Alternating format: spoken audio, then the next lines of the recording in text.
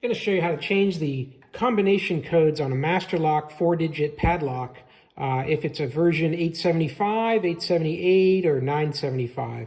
And what you'll see on these types of locks are, on the side, you'll see a dash here and then a double dash next to it here. And then here on this other version, another one here, and then the double dash here. And what that's indicating is step 1 and step 2. So for these locks, right now I've got the combination here set to all ones. I'm just going to open the lock. I'm going to rotate the shackle over to the first dash, push down, and while it's pushed down, rotate it to the dash number 2, and now I can set a new combination. So I'll go ahead and I'll set it to all 4s.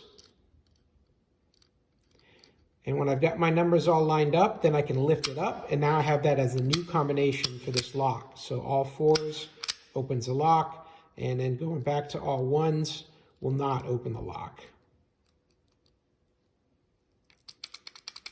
So we've successfully changed the combination to all digit number 4. And that's all you got to do. For these locks, where you see that 1 and then that 2 indicated, that's telling you that's step 1 and that's step 2. So you're going to lift up, go over, push down, rotate over, change your combination. And that's it. Hey, I hope this was helpful, and if it was, please give the video a thumbs up. That'll help other people find it as well. And as always, have a great day.